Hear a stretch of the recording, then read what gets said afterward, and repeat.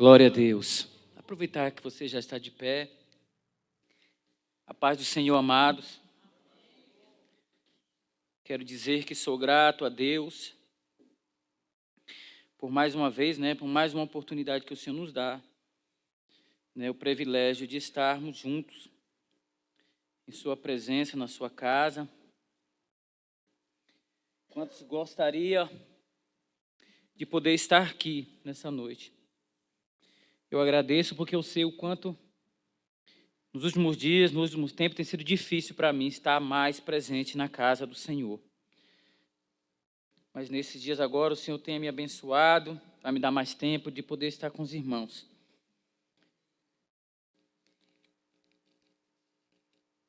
Vamos ler aqui mesmo no tema, que é no Salmo 51.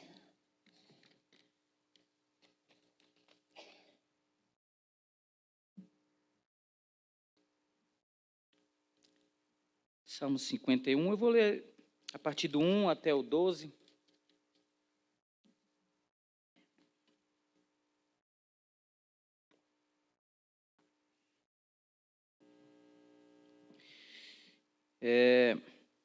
Então vamos ler? Vou ler.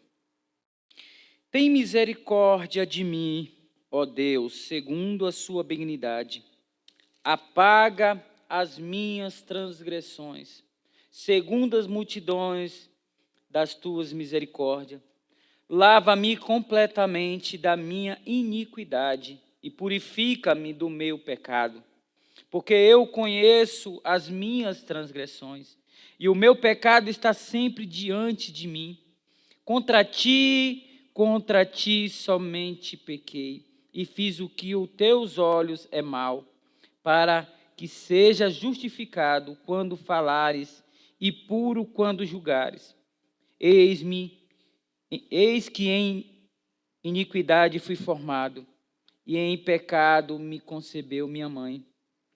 Eis que ama a verdade no íntimo, e no oculto me fazes conhecer a sabedoria. Purifica-me com isopor, e ficarei puro. Lava-me, e ficarei mais alvo do que a neve. Faz-me ouvir o júbilo de alegria, para que gozem os ossos que tu quebrastes. Esconde a tua face dos meus pecados e apaga todas as minhas iniquidades. Cria em mim, ó Deus, um coração puro e renova em mim um espírito reto. Não me lances fora da tua presença e não retire de mim o teu Espírito Santo. Torna a dar-me a alegria da tua salvação. Amém. Vamos orar. Senhor nosso Deus e meu Pai, queremos, Senhor Deus, suplicar, Senhor Deus, queremos clamar, Senhor Deus, a tua presença nessa noite, Pai. Porque assim como a palavra tem falado aqui nessa noite, Senhor, se faz verdade, e uma grande verdade, Senhor Deus, pelo menos para a minha vida, Pai, é que sem tua presença, Senhor Deus, eu não consigo ir, eu não consigo caminhar, não consigo continuar nesta vida, Pai. Porque sou dependente, Pai, 100% dependente da tua graça, da tua misericórdia, todos os dias na minha vida, Pai. E se não andares comigo, Senhor Deus, o que será de mim, Senhor? Então, neste momento, Pai, eu te peço, Pai, eu te suplico a tua presença, a tua graça na minha vida, Pai. Porque, Senhor Deus, não é o que eu necessito, Pai, falar nessa noite, Pai. É o que o Senhor necessita falar ao teu servo, Pai. Falar a mim nessa noite, ó Pai. Nós queremos ouvir a tua voz, Pai. Saímos dos nossos lares, Senhor Deus, para ouvir a tua palavra nesta noite, Pai. Queremos sair daqui, Senhor Deus, nessa noite, Pai, com a certeza, Senhor Deus, que o Senhor ainda está conosco, Pai. Seja para nos exortar, seja para nos agraciar, seja para nos exortar, confortar, seja, Senhor Deus, para trazer bálsamo, seja, Senhor Deus, mas que venha trazer a verdade aos nossos corações, Senhor Deus, porque nós, Senhor Deus, declaramos nessa noite, Pai, que somos totalmente, Senhor Deus, dependentes, Senhor, de Ti, Pai, que nossa noite, Senhor Deus, nós queremos, Senhor Deus, continuar com a certeza da salvação, Pai, Senhor Deus, nessa noite, Pai, que seja uma noite de renovo, que seja uma noite de restauração, que seja uma noite de milagre, Senhor. Oh, Pai, eu já te agradeço, Pai, por tudo que há de fazer nesse dia, Pai. Amém e amém. Os irmãos podem sentar. Amados, como é maravilhoso falar da presença do Senhor em nossas vidas. Quando nós lemos esse texto, Salmo 51, eu me lembrei hoje que, se eu não estou enganado, eu acho que a última vez que eu preguei aqui, eu acho que foi exatamente em cima desse mesmo do Salmo 51. Eu lembro que, eu acho que foi eu não lembro bem, mas eu acho que foi, não tenho certeza. Bom, mas o que eu quero, nessa noite, no tema dessa noite, o Salmo 51, que está escrito aqui no 10, cria em mim, ó Deus, um coração puro, renova em mim um espírito reto, não me lances fora da tua presença, e não retires de mim o teu espírito, do Espírito Santo. Torna a dar-me a alegria da tua salvação e sustém-me com um espírito voluntário. Quando nós vemos essa palavra, nós vamos ler, quando você lê esse Salmo 51, aqui você está, esse salmo, o pretexto dele, a referência dele, é uma história bem conhecida de nós, que é a história de Davi, quando ele peca com Betseba. Todos conhecem a história, mas para trazer a memória, refrescar rapidamente, Davi, em uma primavera, era tempo de ir à guerra, e sim, Israel estava em guerra. Mas Davi não vai à guerra, Davi prefere ficar no palácio, mesmo sem muitos, até o seu chefe de guerra, Joabe e outros, não entender, o seu conselheiro também ali não entender, mas ele fala que vai ficar em casa naquele dia, naquele tempo. E ali o seu soldado sai à guerra e Davi fica em casa. E um certo dia, uma certa tarde, se eu não me engano, Davi estava no seu palácio, na sua sacada, ele olha e vê uma mulher chamada Betseba tomando banho, e ali Davi olha aquela mulher e tem deseja aquela mulher, e ali pede ao seu soldado que traga até aquela mulher até a sua casa, e ali concebe e tem aquela mulher, possui aquela mulher não tinha escolha, porque ela era o rei que estava ordenando para ela estar com ele ali, e ali Davi passa a noite com aquela mulher, manda ela à sua casa. E depois de alguns dias, passa alguns dias, aquela mulher manda dizer a Davi, Betseba manda dizer a Davi que está grávida, que está esperando um filho dele. E como diz que um abismo traz outro abismo, Davi maquina no seu coração. Davi era um homem estrategista. E ele cria no seu pensamento uma estratégia e manda trazer o seu marido, Urias, um guerreiro, era um dos guerreiros de Davi, manda trazer de volta. E chama Urias até o seu palácio, conversa com Urias. E fala, Urias, eu estou te dando uma férias, uns dias de folga, vai para a tua casa, dorme com tua esposa. Mas Urias era um homem fiel. E ali, Urias era um homem temente, e um homem que obedecia a princípios. E ali Urias vai para a guarda, e ele olha e entende que não era tempo de ele ir gozar na sua casa, de estar, enquanto os seus amigos estavam em guerra. E no outro dia, Davi manda chamar Urias, fica sabendo, manda chamar Urias novamente, e fala para Urias, e começa e planeja na sua mente, e ele embriaga Urias, manda ele de novo à sua casa, mas Urias não, mesmo embriagado, entende que não é para ir para a sua casa, mas ali ele fica no palácio, na guarda do palácio ali, e quando Davi fica sabendo, Davi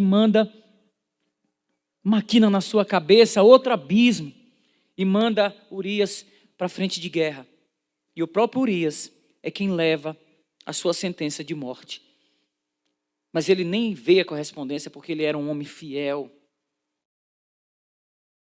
Ele foi fiel a Davi, ele foi fiel ao exército de Israel, aquele homem morreu inocente. E ali mais outro abismo, e Urias vai e morre. Joabe manda coloca ele na frente de guerra, e ali Urias morre. E Davi fica sabendo. E logo após de todas essas coisas acontecerem, Davi traz a sua mulher, traz Betseba e assume aquela mulher como esposa. E ali naqueles dias Davi não tinha paz em seu coração. Porque naquele momento ali Davi estava muito distante de Deus. Deus não estava mais com Davi. Davi passava noites, aqui se você ler, você vai ver Davi dizendo que não, os seus ossos estavam como quebrados. Ele rolava de um canto para o outro, de um lado para o outro e não conseguia dormir. Aquele que peca, aquele que se afasta do Senhor, ele não consegue ter paz no seu coração. Só quem já desviou, quem já se afastou dos caminhos do Senhor, sabe o que eu estou dizendo. Quão ruim, irmão, não tem sensação pior nesse mundo de que quando você está afastado dos caminhos do Senhor, você está longe da presença do Senhor, você não consegue chorar, você não tem sensibilidade, você não consegue sentir mais, você perde a alegria da salvação, como disse Davi aqui. Irmão, é triste. Só quem provou sabe o que eu estou dizendo. E Davi estava sentindo assim. E um dia Deus manda Natan ir até Davi. E fala para Davi, olha Davi, não toca no assunto, mas fala, olha Davi, vocês conhecem bem a história, e vai falar de um homem que tinha muitas propriedades, muitas ovelhas, mas que pegaram a ovelha de um homem que só tinha uma, e todos conhecem a história, e mesmo antes de Natan terminar de contar aquilo, Davi se enche de furor e diz, esse homem é digno de morte, como de fato era. Ele mesmo dá a sua sentença.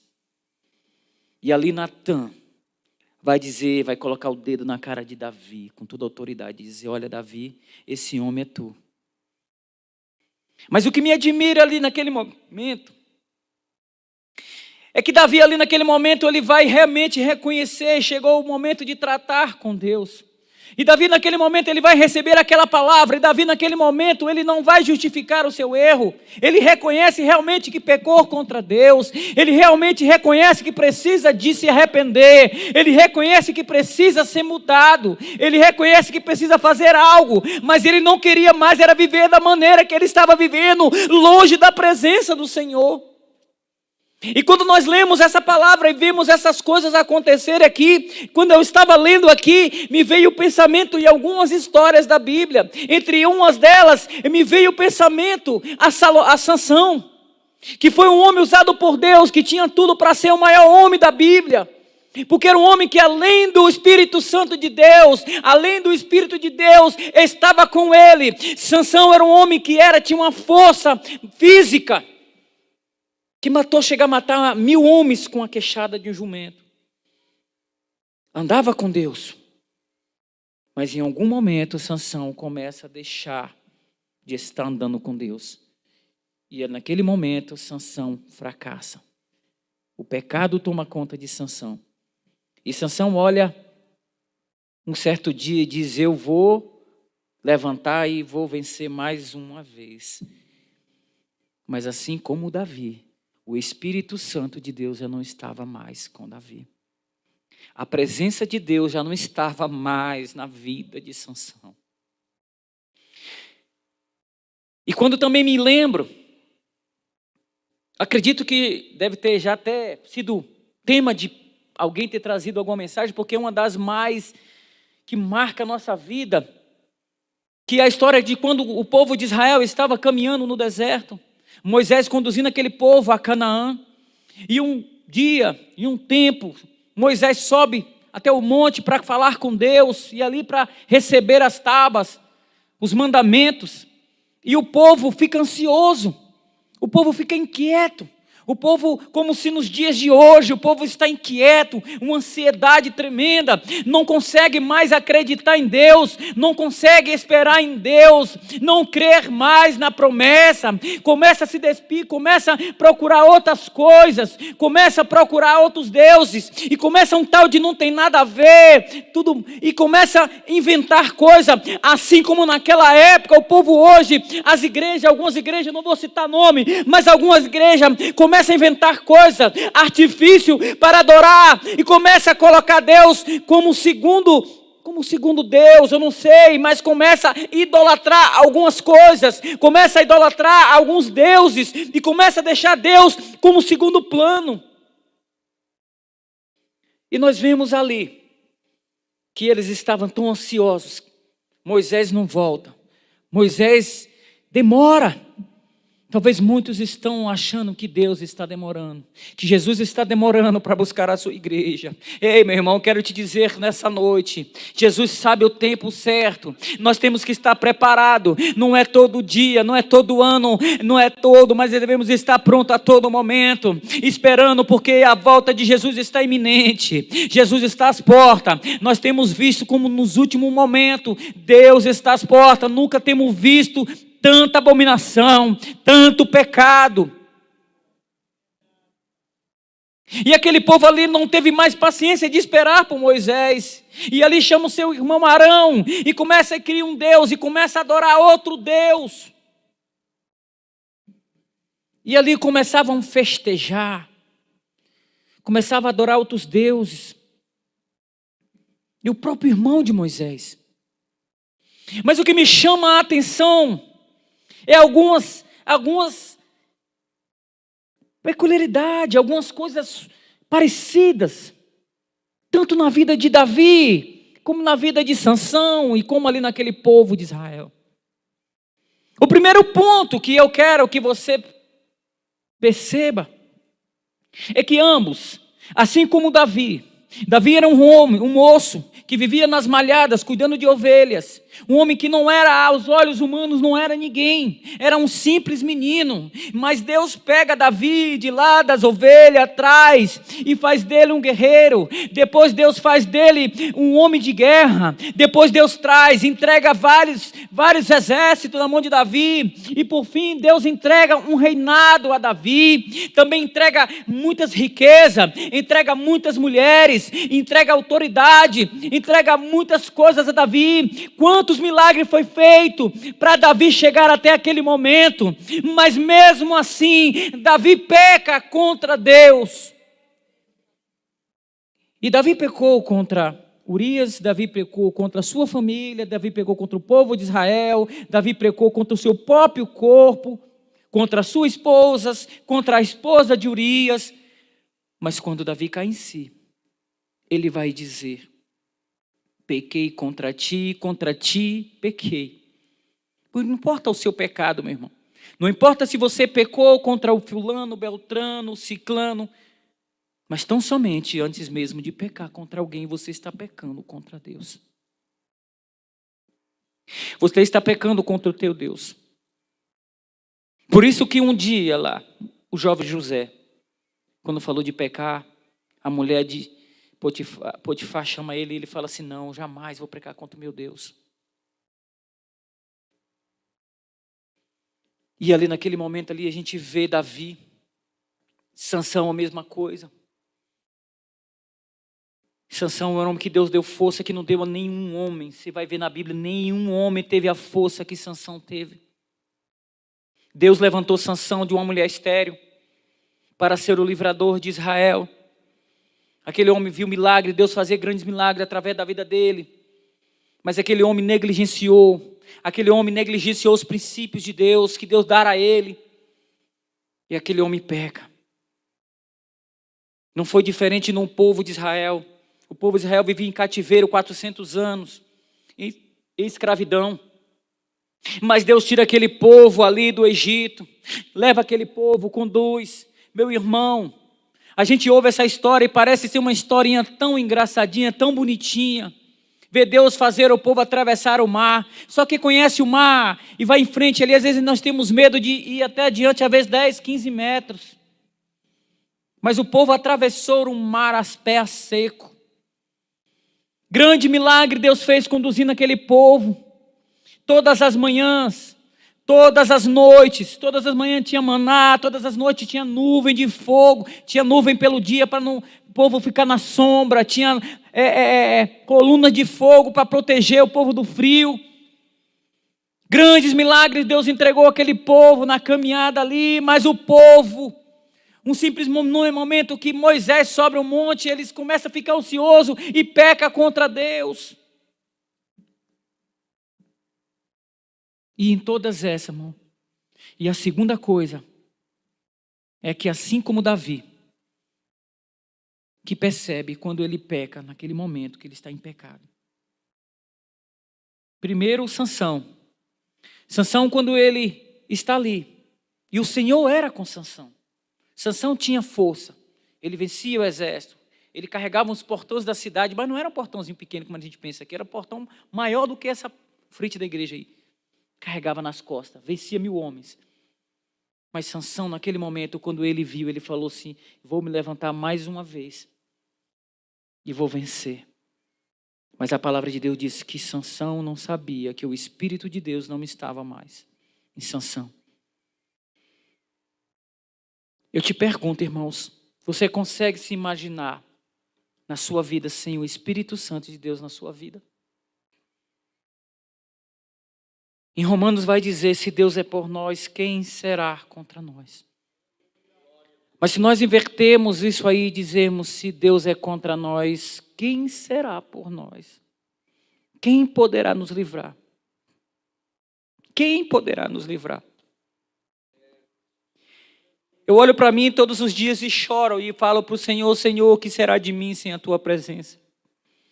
Eu fico imaginando ali aquela derrota de Sansão, e ali foi humilhado, furado seus olhos, foi chacotado, e ali ele estava humilhando, não era só um homem, foi humilhado todo o povo por causa daquele homem, o pecado do homem, porque eles clamavam e diziam, cadê o teu Deus?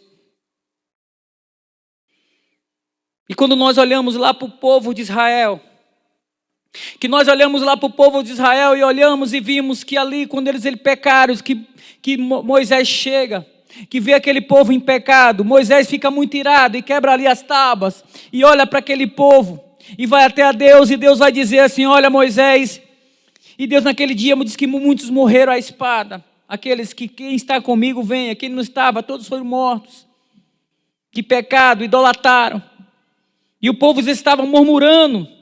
E se tem uma coisa que Deus não suporta é colocar a Deus à prova, irmãos. Eu acredito que o pecado de murmuração é igual ou parecido ao pecado da feitiçaria. A palavra de Deus nos diz isso, né? Quando nós duvidamos de Deus, quando nós colocamos Deus à prova.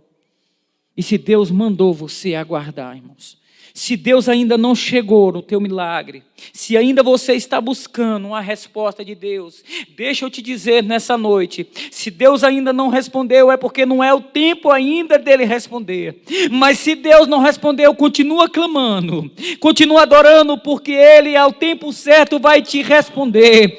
Ao tempo certo Deus abrirá portas, Deus não demora, Deus vem no tempo certo, porque Deus não é um Deus de fazer de qualquer maneira. Deus é um Deus que capricha, Deus supera nossas expectativas. Nós fazemos planos, mas Deus supera os nossos planos. Ele faz coisas além do que pensamos, ou pedimos, ou imaginamos. Deus não faz qualquer coisa para os seus, Ele capricha no que faz, aleluia. Nós vemos ali um povo pecador, e Deus vai olhar para Moisés e dizer, Moisés, eu não ando mais com esse povo, Moisés. Ô meu irmão, eu fico imaginando se Deus falar comigo ou contigo e dizer assim, eu não ando mais com fulano, eu não ando mais com ciclano, eu não ando mais contigo.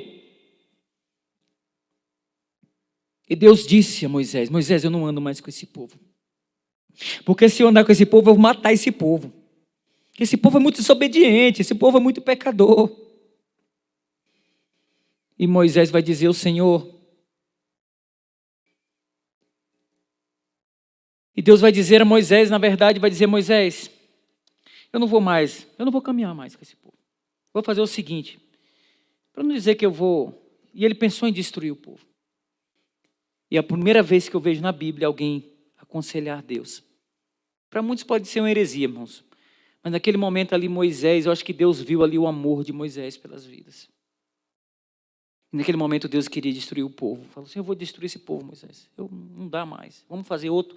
Nós vamos renovar esse povo aí, vamos trazer outro povo, né? Mas Moisés vai dizer: Senhor, não faz isso.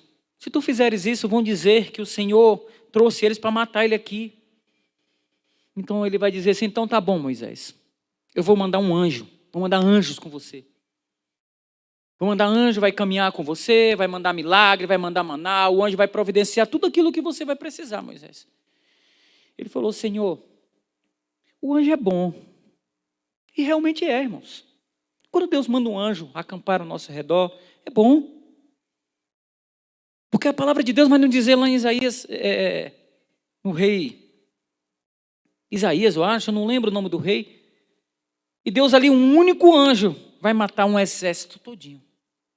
E um único anjo, você vê muitas vezes na Bíblia, sendo usado para dar recado, para abençoar, para vencer guerras.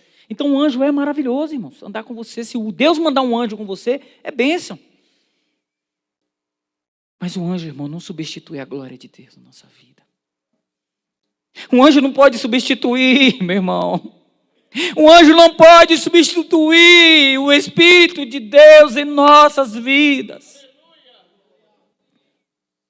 Você imaginou você, talvez, próspero, tendo aquilo tudo que você quer, uma boa casa, um bom carro, um bom emprego. Mas se imagina com tudo isso, mas sem a presença de Deus, sem Deus na sua vida, sem a presença dEle. Assim como no povo de Israel, eu fico imaginando uma igreja sem a presença de Deus.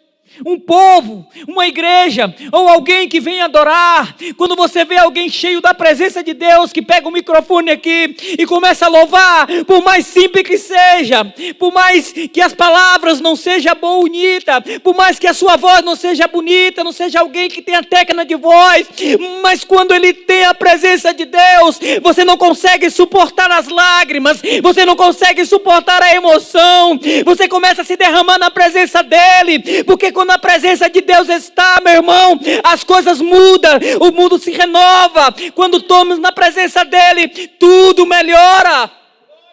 Você já imaginou uma igreja sem a presença de Deus? Você já pensou os louvores? Você já pensou as pregações?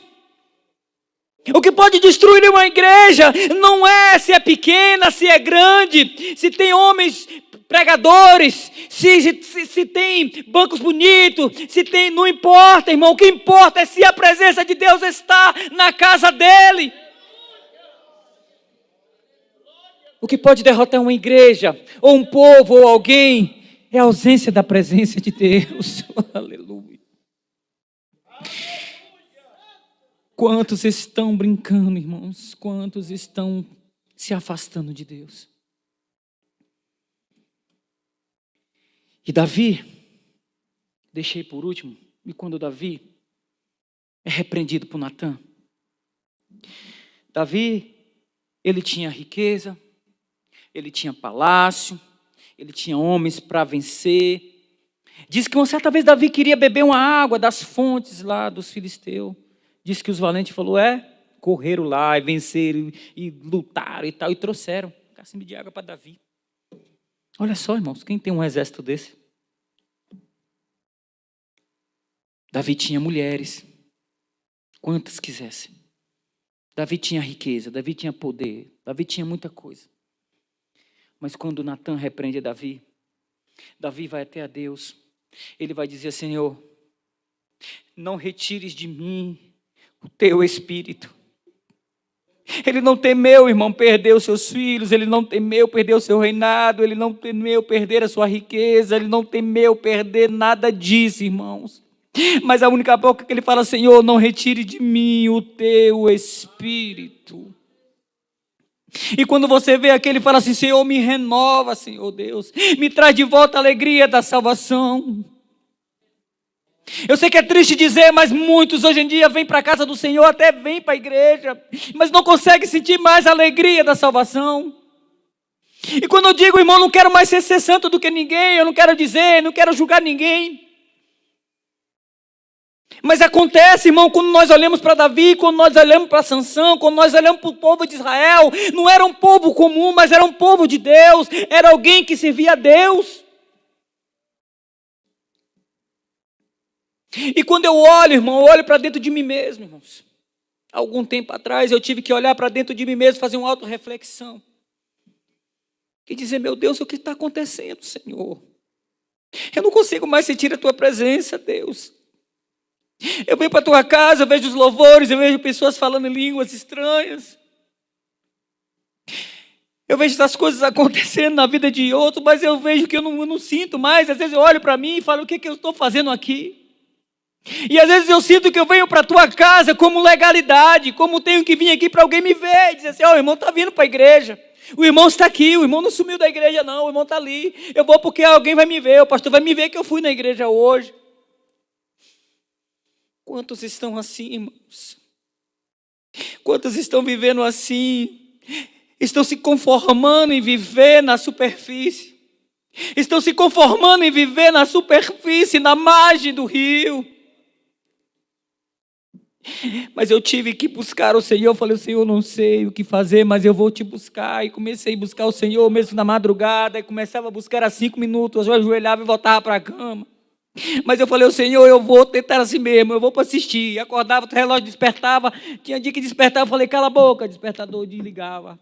Mas no outro dia eu entendi. Eu falei, meu Deus, envergonhado ficava na presença de Deus. Eu falei, Senhor, eu preciso, Pai.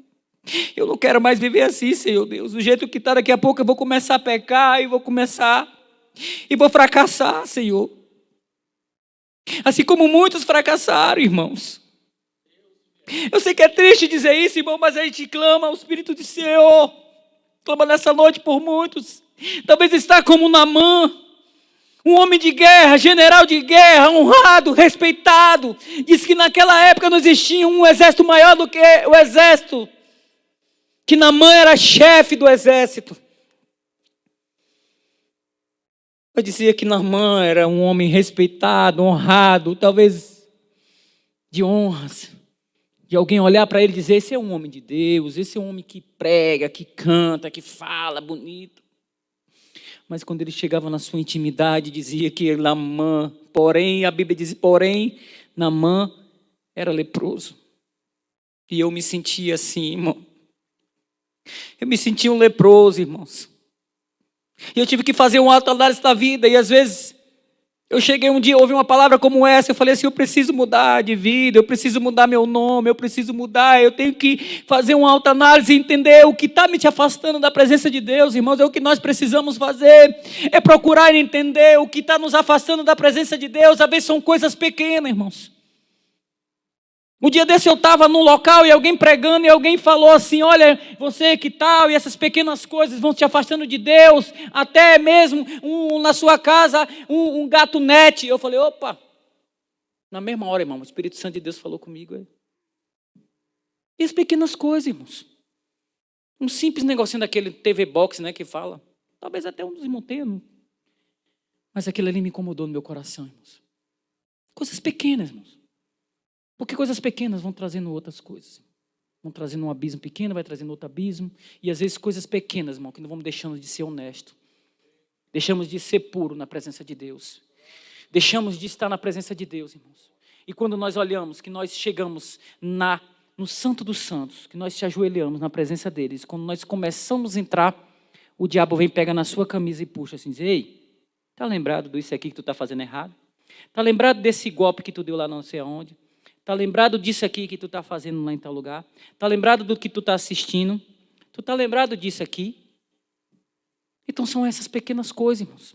Quando eu falo de Naamã, porque ele é um homem general, honrado de guerra, mas aquele homem tinha lepra. Que eu trago para o mundo espiritual de hoje, que é a lepra. Muito parecido com a esfrieza espiritual, porque o homem consegue perder os sentidos. Não consegue mais sentir o tato, o olfato, o paladar. Vem para a igreja e não consegue mais sentir a presença de Deus. Os hinos que é cantado já não mais sente aquele arrepio, aquela alegria da salvação. Não consegue sentir o cheiro da graça de Deus. Não consegue sentir a essência de Deus. Não consegue sentir mais nada, não consegue enxergar, a visão é pouca, não consegue enxergar. Os seus olhos não conseguem enxergar aquilo que Deus está mostrando, não tem mais discernimento daquilo que está sendo pregado, não conseguem entender mais o que Deus está falando naquela noite. Isso é uma maneira, irmãos, de reconciliarmos, assim como o povo de Israel naquele momento ali vai chamar Moisés, vai dizer: Moisés, a coisa está feia para nós. Deus não quer mais andar conosco, eu estou sabendo. Mas é o seguinte, nós se arrependemos do que nós fizemos. E o caminho, irmão, o caminho de conseguir a redenção, o caminho de conseguir estar de volta na presença de Deus, Deus caminhando contigo, é procurar fazer uma autoanálise e procurar ver o que está te afastando da presença de Deus. E isso que está te afastando da presença de Deus, o primeiro passo é você reconhecer. É você reconhecer que aquelas coisas estão te afastando de Deus e deixa que o inimigo venha à sua boca, repreende. Quando ele vir dizer que não tem nada a ver, isso não tem nada a ver, que nada, isso não tem nada a ver não. Quando o inimigo vem dizer pode nada a ver, fala assim: não, mas isso não me agrada, meu Senhor, não agrada o meu Deus, então eu vou deixar isso aqui. Irmão, parece uma coisa tão simples, que eu sei que até alguns irmãos que gostam, eu também já gostei, mas uma coisa que eu tenho pedido a Deus, me libertado, deixei, me afastei, uma coisa tão simples que é o futebol. Não estou dizendo pregando nada contra futebol, dizendo que irmão que assiste futebol, que gosta de futebol está pecando. Não, não, irmão, não é isso que eu estou dizendo. Mas isso estava tirando eu da presença de Deus. Eu acordava toda manhã, eu abria o celular e já ia olhar para ver se meu time ganhou, meu time perdeu, meu time o quê. Mas isso estava me afastando da presença de Deus. Isso estava virando prioridade na minha vida e não as coisas de Deus. Gastava 5, 10 ou 1 hora assistindo um jogo. Eu não tenho porque eu poderia estar na presença de Deus, vendo uma pregação, orando ou fazendo algo para Deus. Então eu entendi que isso poderia ficar de lado. Talvez em segunda instância, ou terceira ou quarta, mas sim, buscar as coisas de Deus é em primeiro lugar, porque as outras coisas seriam acrescentadas. É um exemplo que eu estou dando aqui, irmãos. Mas o primeiro passo é reconhecer. E quando a esposa falava, às vezes ficava até chateado. Mas um dia eu parei e falei: Senhor, me mostra, Senhor. E parei para ouvir. E fui dar ouvido ao Espírito Santo de Deus. Então, irmãos, não é só um ídolo. Não é só um ídolo na parede, não é só isso que vai tirar. A idolatria pode ser em qualquer outra coisa. Pode ser um youtuber que você segue, pode ser qualquer... Você sabe. Eu não preciso dizer. Se você buscar a Deus, Ele vai te dizer. Ele vai te falar o que está se afastando dele, o que está tomando, o primeiro lugar dele. E o segundo lugar, irmãos, depois de reconhecer o que está nos afastando da presença de Deus, é nos arrepender. O arrependimento, irmão. A palavra de Deus vai nos dizer: aquele que arrepende, deixa. Aquele que confessa, se arrepende e deixa. Alcança a misericórdia, irmãos. Não tem coisa melhor do que a misericórdia de Deus nas nossas vidas, irmãos. Não é empatia, não, é misericórdia, irmãos. E aquele que esconde as suas transgressões jamais prosperará. Então eu louvo a Deus, irmãos. Eu louvo a Deus porque Deus tem falado muito nesses dias no meu coração. Mas eu tenho, assim como às vezes, eu não sei, cada um sabe da sua vida. Mas todos os dias eu tenho medo, irmãos. Eu temo deixar que alguma coisa, alguma raposinha, me leve de volta àquela frieza, aquela frieza espiritual. Aquela frieza que você se afasta do Senhor. Maldito é aqueles, irmãos, que vivem longe do Senhor. Assim como um povo, assim como Davi clamou, irmãos, comece a clamar. E peça a Deus que retire tudo, mas que não retire da tua vida a presença dEle. Que se tem algo que nós não devemos viver, o cristão viver, é sem a presença dEle, irmãos. E nós estamos vivendo nos dias de muitas coisas, muito entretenimento, muitas coisas para nos tirar da presença do Senhor. Eu sei que não é fácil, irmãos. Eu sei que é difícil. Mas o próprio Jesus não falou que ia ser fácil. Eu não sei, irmão, mas você precisa fazer uma autorreflexão. E se você está caminhando com Deus, está naqueles dias que o Senhor está falando contigo todos os dias, de joelho com Ele, orando, sentindo a alegria da salvação, irmãos, ore por aqueles que não estão. Que esse é o nosso papel. Que no dia que estamos mais fortes, devemos orar e buscar pelos mais fracos. A Bíblia fala que devemos carregar a carga dos mais fracos. Se Deus te mostrou um irmão que está fraco na fé, Ele não falou para você criticar, irmãos. Ele falou para você orar por ele, se compadecer por ele, buscar na madrugada por ele, para que Deus restitua, irmãos. Porque o dia de amanhã pertence a Deus. Pode ser que o amanhã você precise da oração desse irmão ou de outro irmão. Eu agradeço a oportunidade no nome de Jesus, irmãos. Continuem firmes e constantes na presença do Senhor. Amém. Eu agradeço a oportunidade em nome de Jesus.